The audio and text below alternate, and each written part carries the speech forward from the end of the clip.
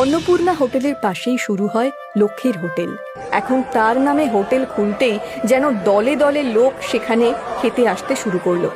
মাছের টক, মাংসের ঝোল, মুড়ি ঘন্ট, জলপাইয়ের চাটনি, নিত্য নতুন পদ রান্না করে কিছুদিনের মধ্যেই লক্ষ্মীর হোটেল যেন বাজারের সেরা হোটেল হয়ে উঠল।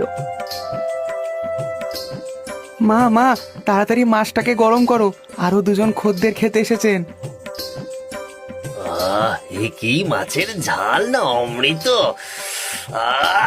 যেমন স্বাদ তেমনি গন্ধ। যা বলেছেন।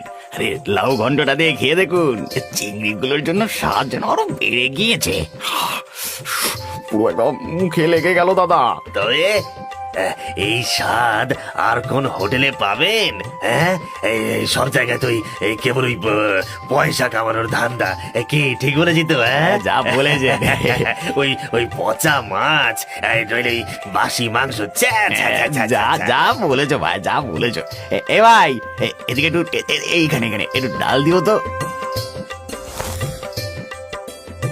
দেখলি মা লক্ষ্মী, আমি বলেছিলাম না একদিন তোর রান্নার খ্যাতি বহু দূর পর্যন্ত ছড়িয়ে পড়বে।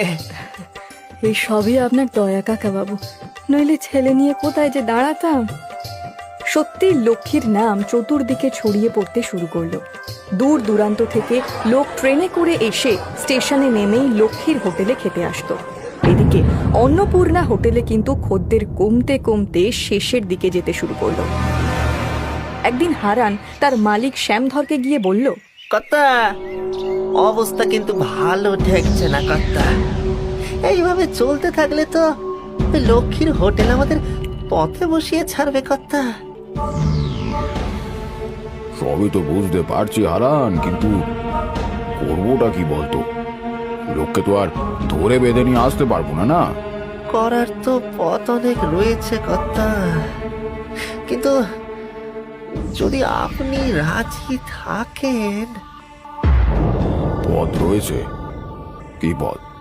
দেখ, ওকে সেদে হোটেলে ফিরিয়ে আমি আনতে পারবো না বাপু।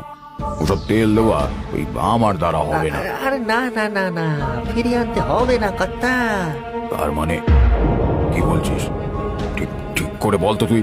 শুনুন, এইসব কথা যেন বাজকার না হয়, আমি বলছি।